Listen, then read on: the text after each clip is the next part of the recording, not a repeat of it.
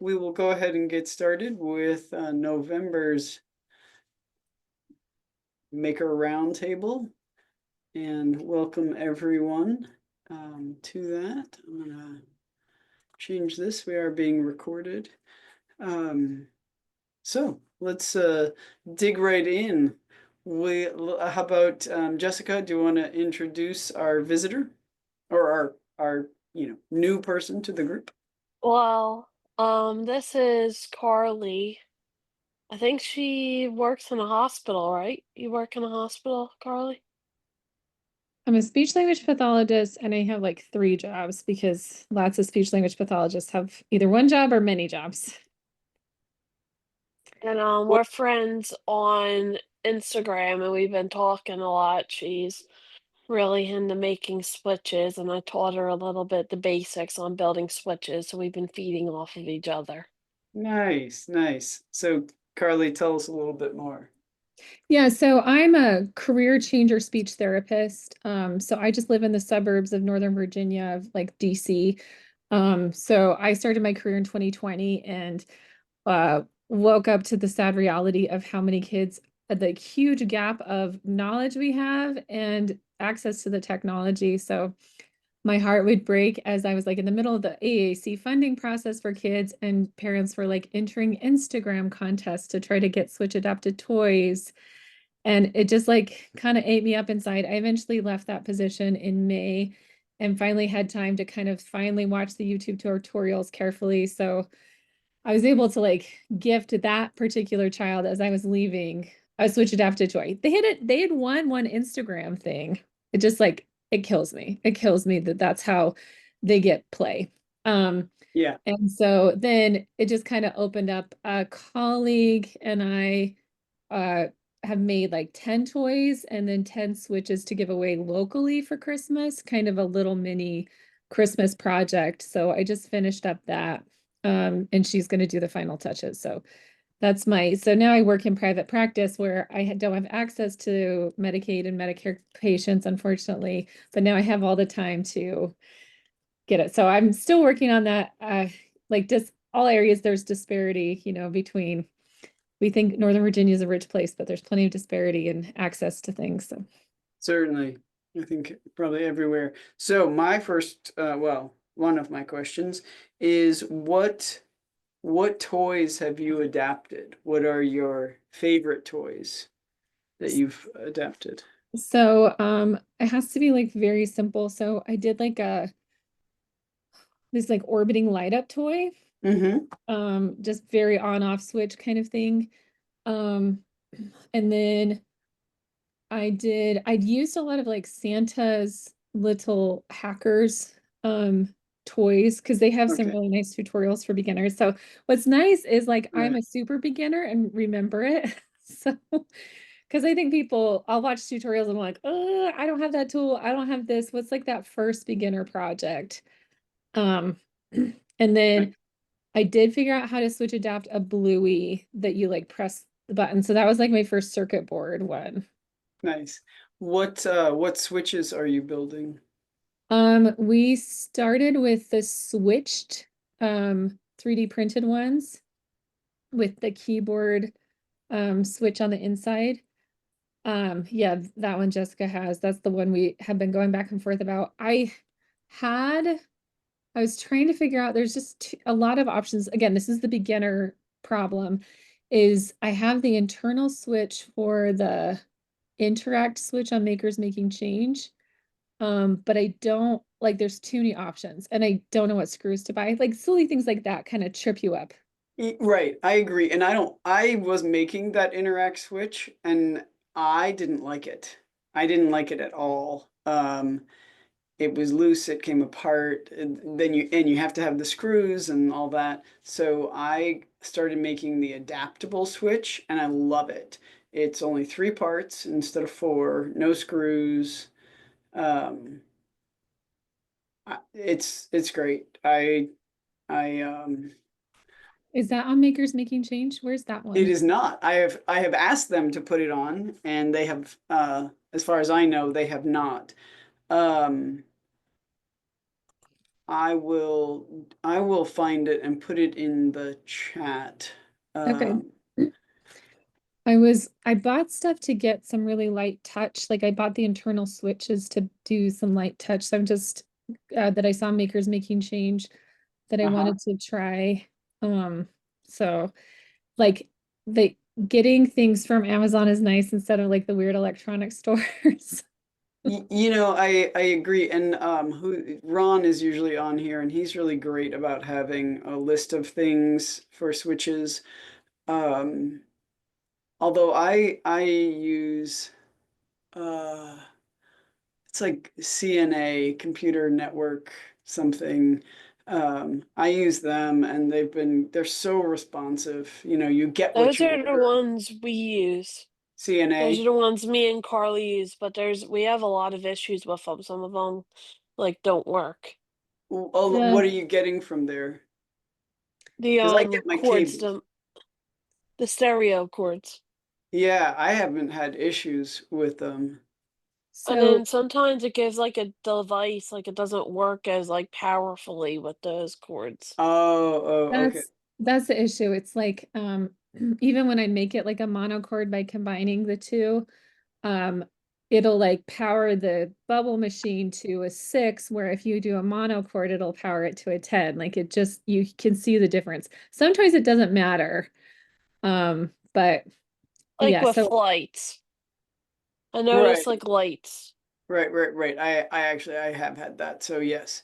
Um, and so the ones you get off of Amazon, you haven't had that trouble with? yeah, Jessica showed me some monochords from Amazon that So are I get the 3-pack. It's more expensive and it's Uh-huh. not like as good. Like their cords are really good, but it's just not that good to get to pay $12 for 3 cords. But it's either that or you use the CNA ones and like they don't work correctly. So like when I Right, do these 3D printed switches, I get the mono cords because I want the best of the best. yeah, which just ups the price a little bit. Like right. so um but yeah, I have some floating around that are the um from the CNA. So you can get other internal stuff from CNA website pretty good. Like Um, I mean, I have liked it, but I mean, I have had those power issues. Yeah, on certain for certain things. Yeah. I'm sorry, and I'm also just looking for where I should because yeah, earlier in before we were recording, you know, I admitted that I am not the most organized. I do not know where I have stashed my adaptable switch file. well, and I'm also eyeing the TAP project that Print Lab just was talking about. I honestly might do that as like a play date with my 8-year-old and his little friend because they love block coding. I just Nice. now I don't have anyone to give them to. You know, I my guess is that you will find them. I'm If word gets out, or contact your SB40 board or whatever your developmental disability organization is, and let them know, you know, you're willing to make 10 toys or something like that, and see if they have funding to buy the toys, and then you will switch adapt them. Or, you know, Yeah, that was the issue we came up with is like just my friend's business funded it. And then we weirdly had trouble finding people. We'd reach out to the speech therapist and they're like silent. So we're gonna do it again next year. And I think that'll be good to find a board like that to partner with. Yeah, so your local SB40, I mean, that's what we have here in Missouri, is a Senate Bill 40. I think those go across the country. I am not 100% sure. So, Sure. Or there's something similar. yeah, Mm. yeah. But Yeah. I mean, you can just look up who's your disability services, you know, for developmental disability, and you should be able to find them. Yeah, I need to reach out to our lending library too, because it's poorly stocked and not very used. So just some work on kind of making people aware of that might be good too. Um, what state are you in? Virginia. Okay, yeah, I don't know your ATAC project. But you can find them and see if they can help you. Okay, let me see. So thank you. I don't know if you have like agendas with these meetings, so thank you for letting me introduce myself and my projects. We are a little bit loose with our agenda. No, really, we just want to, talk about what's going on with folks. And toys is one of the things I have going on personally. How about you, Jessica? What do you have going on besides your nose clamp switch? Sorry, I was just looking up and putting the state program in the chat for Virginia. Oh, great. Well, that'll get her somewhere. Mhm. So I was at the hospital today where I want to make a switch out of one of these. Like maybe put a switch on one side and then make it so you can like do that or something. Don't know how effective that would be, but it sounded like a good idea to me. And it was one of those things I stared at it for the entire hour they were doing my function test. It's like, oh, I can do something with that. Then they gave me like 5 of them. Even if you make it and you can't figure out what it's used for yet, the use might turn up. And the thing me and Ken were talking about is in switches. It's hard to do on the couch. So this one gets stuck, this switch. But the one I got from Eric a week ago, perfectly fine, no sticking. What do you But think the difference? this one is a little bit warped, so I'm wondering if that's it. Could be. I think at one point you asked, could it be the infill percentage? And I said, I doubt that it's infill percentage that's having any impact here on stickiness, really. But so it might just be that the material got warped during printing. Yeah, it did. Yeah. He doesn't really have a good printer. Carly's getting me in touch with somebody she knows for 3D printing, so I'm gonna see if I can do it through the third party and not through the library. Right. Right. So what material is the library using? PLA, I think. Okay. Shouldn't have a warping problem, but I mean, it depends on the design. A big enough design that has lots of surface area, and especially any that are rectangular. Round isn't as big a problem. Rectangular things can kind of lift up at the corners. Yeah. Yeah, And I also found that I switched from a cheaper filament to a more expensive filament, and my prints are sticking better. I didn't change anything else. So, like I think there are just these differences with filament that do make a difference. And if the library is just going with the cheapest, maybe that has something to do with it. I don't know, Ken. Yeah, maybe I would tend to look, PLA is kind of generic-y stuff, unless there are a lot of additives, which there shouldn't be. Uh, but more often, adhesion has to do with the temperature of the bed. You can always up the temperature a little bit, or um, or it's not clean, so they don't clean it well before a print. And you can always put down a little glue stick. Where do So, you see that happening? I mean, I have glue stick. I also bought the Magigoo, Okay, right? wow. Because my prints were just popping off and popping off, and I read everything. I started cleaning it every single time, and sometimes they would still not totally adhere. And then Scott, the other thing that really has a big impact is that Z height on the first layer. You got to kind of crush that filament into the built surface. So, but here's the interesting thing. So I was cleaning it every time, and then mostly they were sticking, right? And then somebody gave me all this filament, and it was all Creality filament instead of micro center, which I was buying for less than 20 bucks a roll. And I have cleaned my print bed. I haven't changed any settings. I've cleaned my print bed like twice in a month, and everything is sticking perfectly.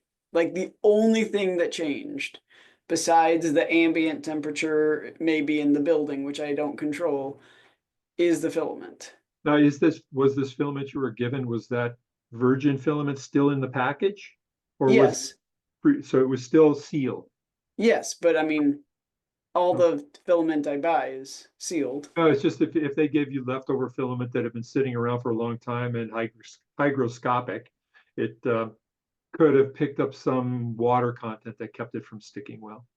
No, the stuff that wasn't sticking was mine that I bought, and Okay. it was, you know, I usually put on a roll and try to use most of it. I keep it all in a container with the little silicone packs and all of that. I have a dryer, but I haven't used it. Um, yeah, I mean, nothing else changed. Okay, you might give your dryer a try. I mean, here in Denver, we have negative humidity, so we don't have to worry about that. But I suspect Missouri has a fair share. So, but it was like multiple rolls of filament that were still popping up, even when they were new. But you know, I can try the dryer if I go back to the old filament. Just, I Yeah, mean, but give it honestly, time. the only thing that changed was the filament. Okay. Yeah, but I'm happy that the new filament is sticking. I can print anything. I have my first long print on my printer right now. It is an 8-hour print that I started half an hour after I got to work. Um, I'm printing a controller for a Nintendo one-handed controller to make the regular controller into a one-handed controller. Yeah, it's a lot. It's a lot of pieces. And they're all printing together, which is a little bit terrifying. Yep. But we'll see. Worst case scenario, I waste a lot of filament. You know, I don't know if you've ever looked into, oh, let's see, what's it called? Octoprint? Uh-uh. Okay, it's a piece of software that runs on a Raspberry Pi that is used to control your printer. So you send your job through Octoprint to your printer. And the nice thing about Octoprint is that it has it's an open source free software, has lots of add-ins. And one of the nice add-ins that it has is the ability to stop printing in a certain area of your print. Huh. So if you have some part all of a sudden, lift off the surface and this is going to be terrible later if you don't do something, you can stop the printer from printing in that area. It won't try to print that piece anymore, but it'll continue Wow. everything else. Wow. So That's cool. yeah, I can't even imagine how they do that. so they just it's just all those commands are coming right through Octoprint, and they say, oh, that command, that G code command is going to try and print in that area. I'm just going to skip over it. Wow. That's cool. All right. I don't know if yeah, I'll look at it. Yeah. So what are you doing these days, Ken? So is this the first meeting since closing the gap? I don't know. I didn't Okay. I didn't go to I I don't just think so because closing the gap was in October, right? Oh yeah. wait, yeah, never mind, never mind. Okay. I just want to say that so I participated in the Maker Day event there, and I didn't have a good picture in my mind what it would be like.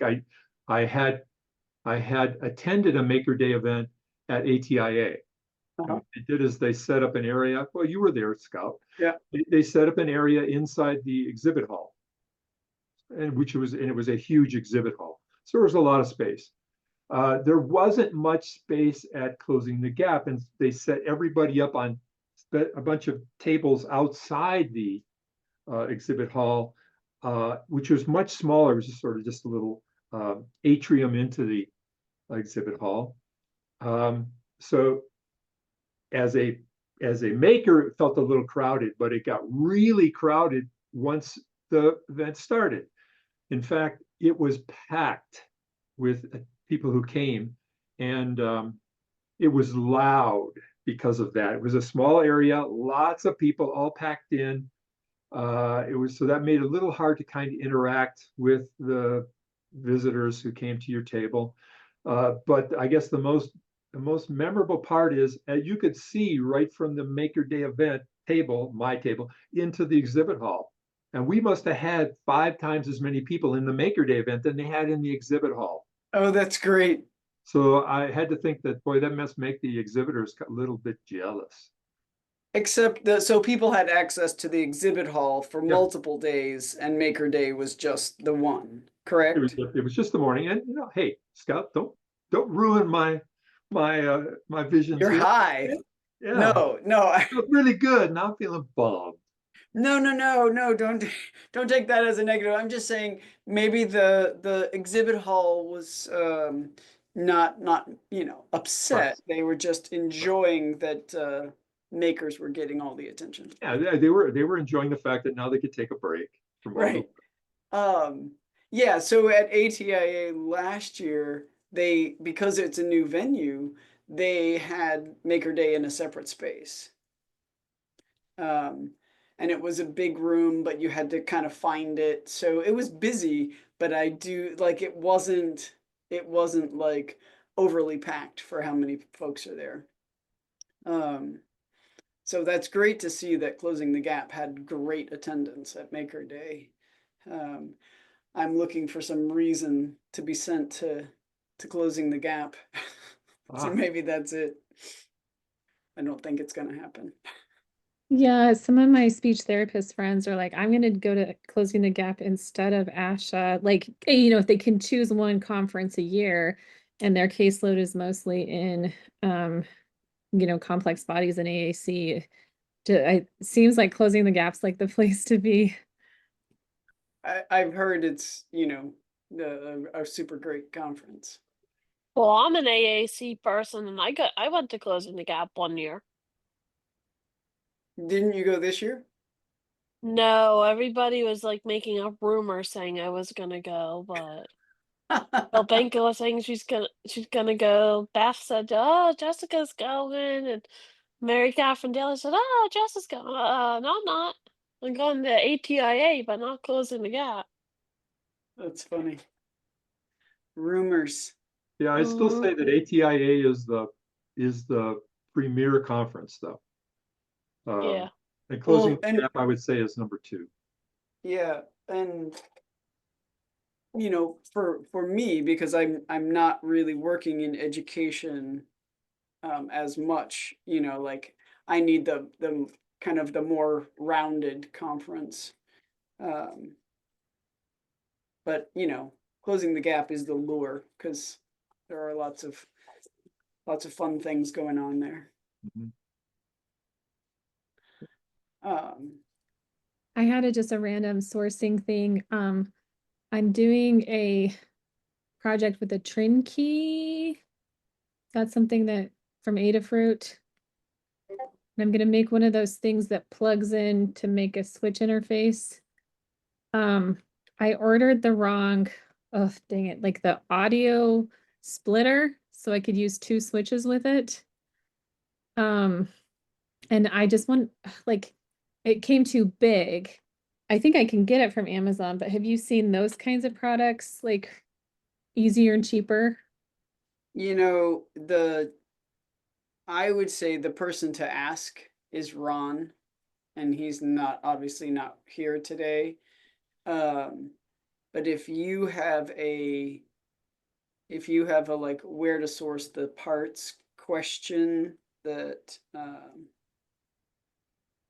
I would go to him. All Wouldn't right, I'm you? sure Jessica knows how to get a hold of him, right?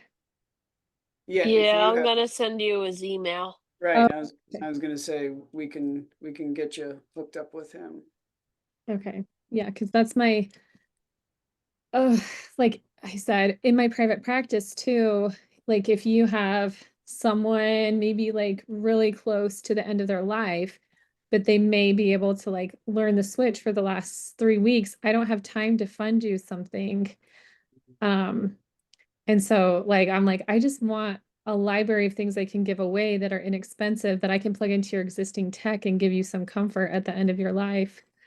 And I Right. have opportunity. And I mean, the reality is if it is an end of life situation, you're likely to get that back in a couple of months, um, because once that person is gone, the family is not likely to need that particular component. So I would encourage you to put a sticker on there or something, you know, with your contact information so they can give it back because most likely they'll be very appreciative. Right. Okay, that's a good idea. Yeah, Yeah. 'cause I thought like I opened up my private practice and it really isn't appropriate for my private practice to just like have all this. I don't know, like there's some boundary issues that I could see myself getting way too, but if I build myself a little library or find some kind of donations to build a library, then when I'm called into these situations, I can fill the world full of tech and see if it comes back to me. That's a good idea. Thank you. Hmm. Charlie, why do Yeah. you think it's not appropriate? More from just my own personal time limit, so like I know if I make 20 of these interact switch or whatever switches I make, I'll get faster and faster. But each one takes me, the first one takes me a long time. I just like I introduce myself. I have like the 3 jobs, I've got the 3 kids. And so this being my hobby, so like if I'm buying the materials, even if cheap, out of my own pocket, and then, I like my business ends up not being able to be something that can support my family.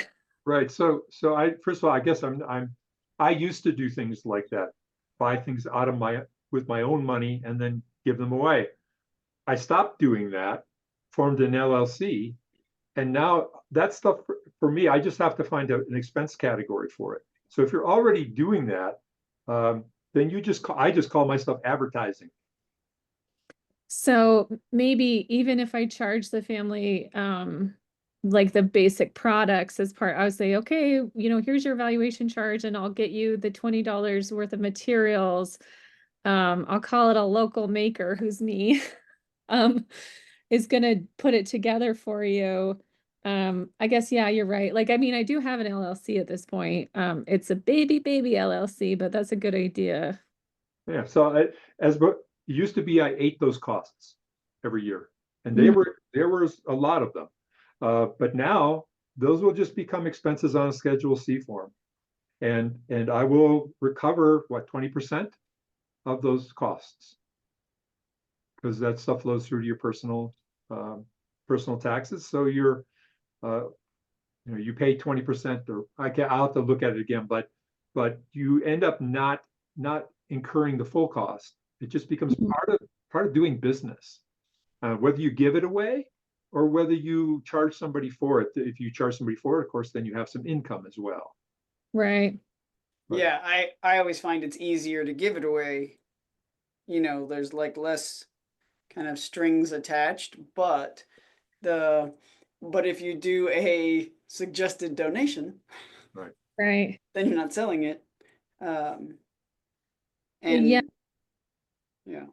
Most people are approaching my business for speech therapy services. And some of the people I could serve are going to be recipients like Medicare. You're not allowed to get private pay things, but I wondered if there was a space in there for consulting for the caregivers where my knowledge can get shared, but I'm more in a consulting, not a medical kind of situation. Like I'm wondering if that's where your businesses are finding the work, I guess, the work slash the good.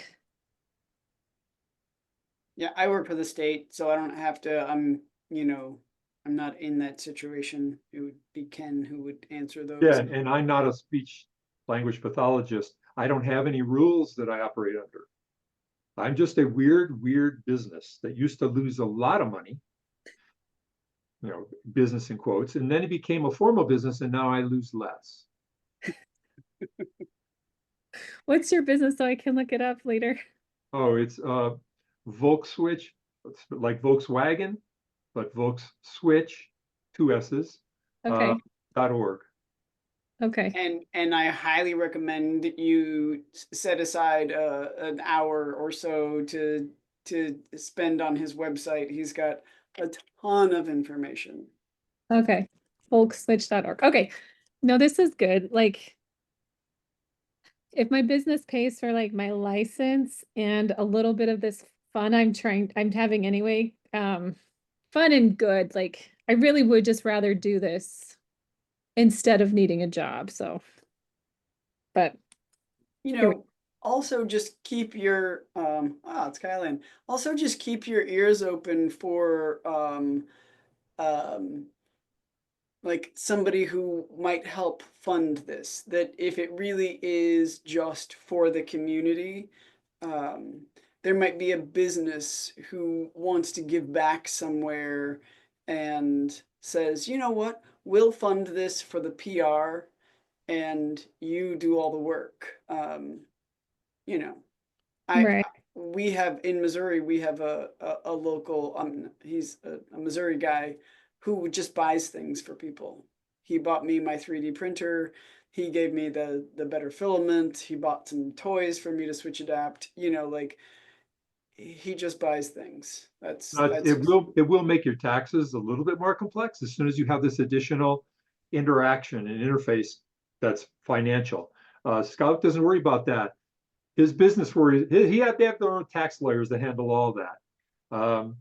But you would have to then say, well, how does this impact my tax situation? That's what I was wondering, if I'd have to make a 501c3 to fund the which fund. which is a higher hurdle than an LLC Oh, for sure. it's like an impossible hurdle almost. Yeah. Oh, so it might be better to figure out the taxes with an accountant than try and make a 501c3 to make my. Oh, if 501c3 is really, I looked into that briefly, long enough to know that I had to have things like a board of directors. If you have a 501c3, the assets of the 501c3 can never really come back to you. They have to be sold off to other charities or something like that. It's probably not a route you want to go, although you could tag on to a different 501c3, like if you worked with somebody else, and you're just the contractor doing the Right. work and getting to give it away or whatever, and they're doing all the business stuff. Mhm. You just then have taxes from a contractor point of view. So again, it just gets more complex that way. No, these are all things that I knew were on my horizon to think about in terms of growing my personal business. But yeah, I'm Carly. I'm a speech therapist. Jessica introduced me to this group, and um yeah, I'm kind of a maker for fun, but really beginner projects. I see there. So. Great. Well, it's nice to meet you. Sorry I couldn't be here at the beginning.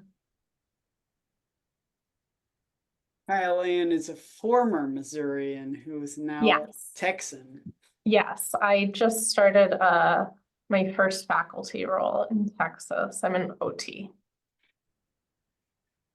So do you have anything in particular going on, Kyle Ann, that you want to talk about? Gosh, I'm really focused on writing right now, and I still haven't gotten my 3D printers. I can't remember if I shared with this group. IT was trying to block me from purchasing them. And so that was a like month-long battle with them. And The IT department? What was yeah, the concern?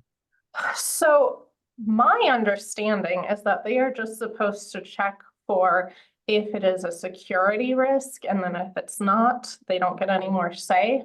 But they were saying that they don't think that these are like good printers and that there are better printers out there. And they wanted me to buy some fancy one that I have a startup budget and that's how much money I get. And I already had it planned out, so I can't change my machine because they think there's something better. Plus, What are you trying to buy out of curiosity? one Prusa and one bamboo. And they want you to buy an Ultimaker? Yes, yeah, pretty much. And then they also suggested a Dremel, which I had never even heard of before Oh. that. So Um, I can see the concern about the Bamboo Lab because it does involve communicating through the cloud to the printer. right. The Prusa doesn't require that. You can put stuff on an SD card, put it right in the printer. I find it, I would not have been surprised to hear them complain about the fact that you would have had to install slicer software. IT cares about software. I am surprised as heck that they care, or anything that's connected to their network. Mhm. Surprised that they care about whether you get a Dremel or an Ultimaker. That makes no sense. Yeah. I know, that's how I felt too. And there are 3D printers all over campus. So people have slicer software on computer printers, like there are printers connected. And we are building a new building with all kinds of tech, including like an environmental control lab. And that's all going to be connected to the cloud. So this just makes no sense to me. Wow. But you got it through. Someone in purchasing, I don't know who, is like my guardian angel and came down and said, we're purchasing this, you're not blocking it. So I Wow. haven't gotten it yet, but Wow. I thought IT always had a veto, but I guess they don't. yeah, I don't know. I'm not sure who saved me, but somebody did, and it's on its way. So hopefully I'll actually be doing projects soon. Wow. What a hurdle. What an unexpected hurdle as you set up a lab. Absolutely. Yeah. Well, I'm glad that it's getting ironed out for you. Yeah, so we've gone around some various topics.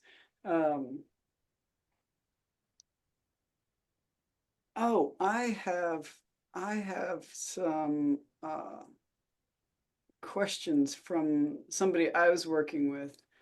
So I'm going to throw it out. She asked me, I was wondering if you have some ideas for an inexpensive 3D printer that also has a bit larger print bed than the Prusa. Um, so I was working with this OT instructor. I don't know if you know her, Kyle Ann. Her name's Deanna Thorne. Um, okay. And so after she came here, she went and bought a Prusa, um, but she wants to print key guards. And now I am suddenly interested in printing key guards, and my bed is not big enough. So can I, and Kyle and I wanted to throw this out and see what your thoughts are on this. Do you buy a new 3D printer? Do you figure out, is there some other workaround? What's the best answer? So I'll tell you my response and Kyle Ann can follow. So I just put a link in the chat to the webpage where I talk about what printers I currently recommend. And it's probably a little out of date as far as other printers. So I have a section on, let me see, 300 by 300 millimeter printers and other printers. So first of all, I'd say that it depends on your Prusa. I print almost all my key guards on my Prusa. What do you have? I have an M, pretty much the base, the non-mini. So there's the mini, and then there's all the other ones. And I have an i3 MK3 and an MK3S plus, Okay. I think. And there are occasions where I have to use a larger printer. And I used to have a artillery sidewinder, which is shown on that page, which I gave to my nephew-in-law. And because I got another Prusa, a Prusa XL. But as long as I'm not printing an accent key guard, in fact, an accent 1400 key guard, I can generally print on these 250 wide print beds. 250 millimeter. Huh. I mean, you can come across an iPad Pro 12.9-inch thing that is where the case is really liberal in how much of the tablet that exposes. But in many instances, I've learned to stop using the word case.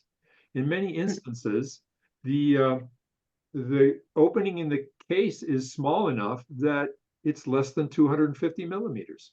Well, when I took the template that, you know, from you, and I did all my measurements, and I put together a key guard for a 10th gen iPad and sliced it, took it over to my printer, and it was like, you know, no, I didn't slice it. When I put it on my slicer, it's like, this isn't going to work. So what printer are you trying to put this on? An MK3, a Prusa Okay. MK3. So It should be. send me that STL, because I don't think that the iPad 10 is that much bigger than an iPad 9. It is bigger, but I didn't think it was that much bigger. It's and I use not. iPad 9s all the time. Okay, well, maybe we can, I mean, if there's nothing else we can talk about now, but I mean, I don't know what I did wrong then, because yeah, it was like hanging over a bunch on Right. each side. Okay. Yeah, and Deanna also wants to print key guards and body parts. She wants to print body parts. Well, as long as they're not full size, you're probably still okay. um, I would have to pull up her second email, but it was like for splinting or something like that. Body parts for to practice. It probably wasn't exactly body parts, but that's, you know, what I read, and I thought that was funny. So Interesting. As I said in all my presentations, organic shapes don't tend to lend themselves to 3D printing all that well. Just because they produce, well, they're hard to model in the first place, but they require so much support generally. yeah, well, we'll see. I mean, I'll go for it. She might figure it out. She might not. I don't know. It does say body part forms, though. That's what the email said. Okay, cool. Have you ever printed body parts, Gallan, as a OT? Yes, we've actually we printed some hand models for the students to assemble, to learn the hand and wrist bones, and those printed fine. We didn't model them ourselves. I think Bill found it, probably on Thingiverse, honestly. So I can't speak to the difficulty of modeling. It seems like that would be challenging. But we had success with printing those. Regarding the broader question of a large bed printer, I think it depends. I try to be very pragmatic, and so I don't know how her funds are and what she has already, but I generally try to use what I have if I can. So I don't know if there would be maybe an option to do some sort of like interlocking snap design to split up a larger print. I've done that kind of thing before for other things, to make it possible to print on a smaller bed. Yeah, so the key guards that are produced with my key guard designer, those can all be printed in parts, 2 parts, left and right, or first and second. And then you can use, it has built-in dovetail joints to join them. So that could be a good option if she has a printer that she likes and wants to use. It also depends, I guess, on what she considers to be affordable for a large scale, a large bed printer. I know why I'm not a big fan of Enders. We've used them in the lab before, and you know, they're inexpensive, so that's nice, and they work well for a bit and then start to have a lot of issues in our experience. So I guess it also depends on what her skill level is in repairing machines.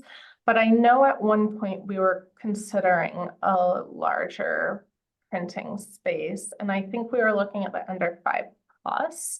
I don't know if that one's still available, but it's relatively inexpensive.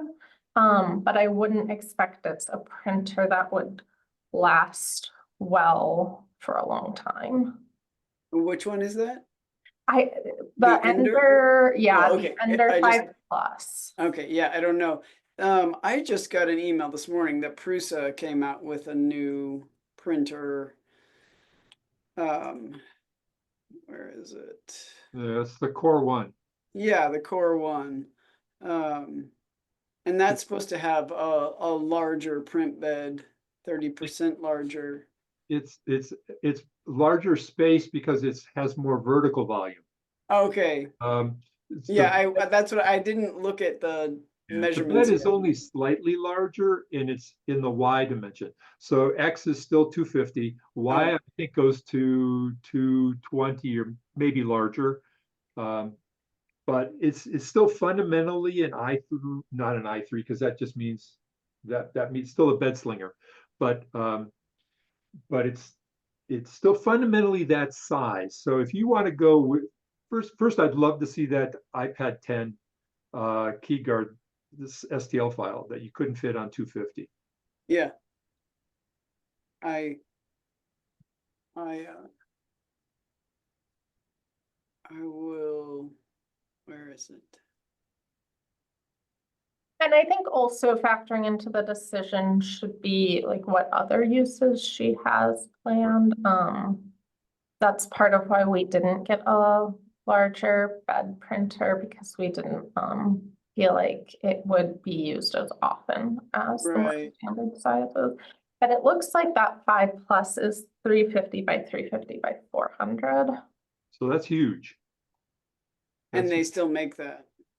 It's available on Amazon at least. Yeah, I do feel like the cautions are not insignificant. Like if Ender doesn't hold up, I don't know that Deanna has. I mean, she's new into 3D printing. I don't know that she's got the skill or, you know, maybe or maybe not the time and energy to really dig into that. If it starts breaking down, then you just have, you know, $800 of machine sitting there waiting for someone to take interest or whatever it is. Yes, Right. for somebody in China to take interest, which is even worse. Right, right. You Yeah. know, the other thing I would say is if she wants to do Chromebook key guards, those tend to be just bigger, wider Huh. than a tablet. Right.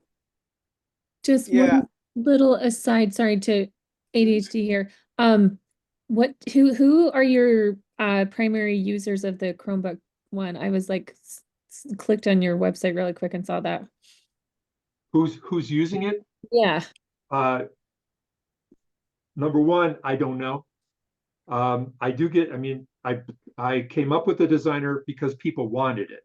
Mm-hmm. But I just put it out in the public domain. So I don't get contacted unless somebody needs me to print something for them. And then I say, well, I don't like to be in the critical path for anything. Yeah, I'll help you get started here. And then I want to teach you how to fish. So I just know that those you cannot print on a 250 wide bed because Yeah. there's no way to split them for one. Hmm. They're just too irregular in layout. They're just too irregular in general. Right. Oh, the other thing that I wanted to mention too, is I feel like some of these large scale printers are pretty new. And I kind of prefer to be a later adopter to let other people figure out the kinks and work those out. So that's something to think about too. If it were me, I think I'd probably try to stay with the printer I had for now. And I think if she can figure out how to do that, you know, she probably would as well. That's just my guess. I mean, that is my kind of goal, is to figure out how to use the printers I have, as opposed to saying, well, this didn't fit, so therefore I need a new printer. you know. Although good upgrade it. excuse for a new toy sometimes. Yeah, absolutely is. well, I did enter a contest to win one, but you know, like, there's not much hope in that. But I figure somebody's got to win it, Yep. Mhm. as long as I'm using my, you know, I'm using my work time wisely, I think. Oh, it is already 5 minutes till the hour. Anybody have any last things? Ken, I'll probably have to get that STL file to you after the meeting. That's fine. Okay. I am doing a big project with Makers Making Change New York. So there are these switch presentations I've been making based off of Mary Catherine Daly's stuff. She's an SLP, but she does a lot of stuff about switches. So this isn't the exact one because I don't think they'd be happy if I showed the exact one. But this is where the idea came from. If I can find.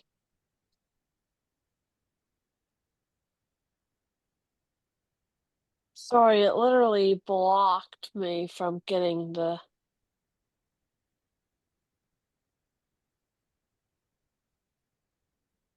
So you press the switch and it does like a little activity. I made one with Makers Making Change New York, and we're going to be releasing it today. Not this one, but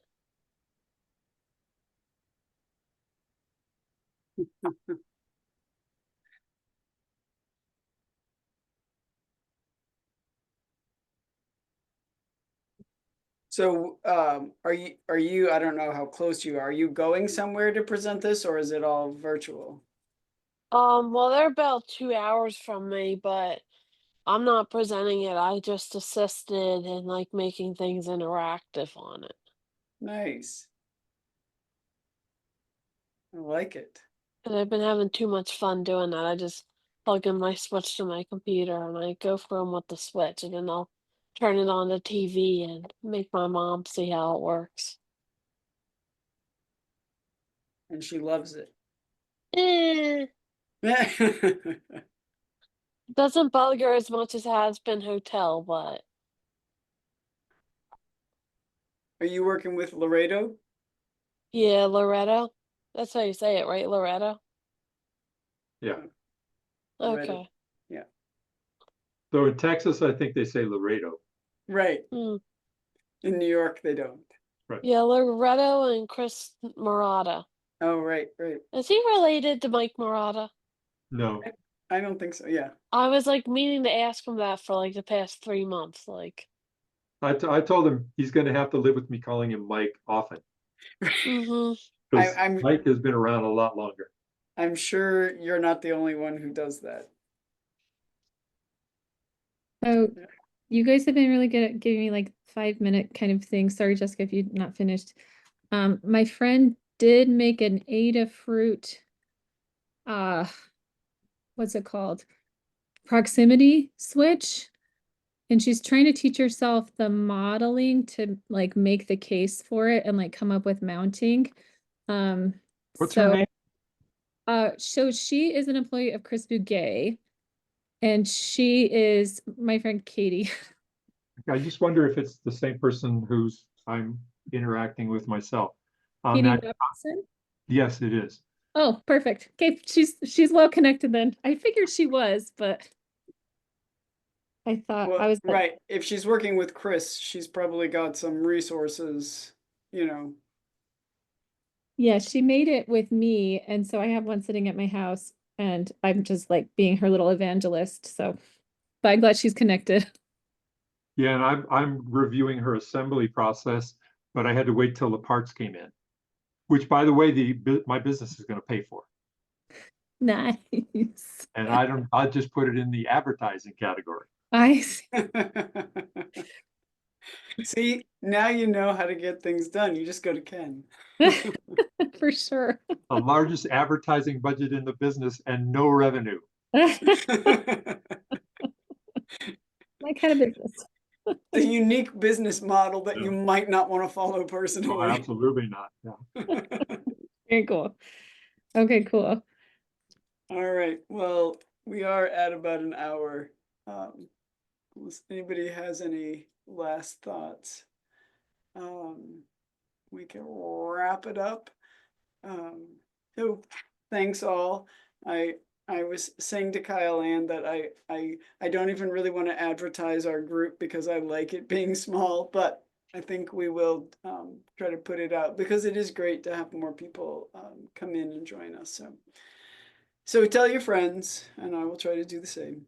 And I think we actually have one scheduled next month. Jessica, do you know? Yeah. Okay. All right. So until then, Hold on, let me tell everybody the date. please tell us the date. Oh, well, and so Ken would probably know this. It's always the day after the maker roundtable. I mean the maker sig, if that helps. Yeah, so it's the 18th. It's the 18th. Yeah. Yep. Okay. Yeah, that makes sense. All right. Well, hopefully we'll see you all on the 18th of December. Thanks, Bye-bye. nice to see you. Bye, everybody.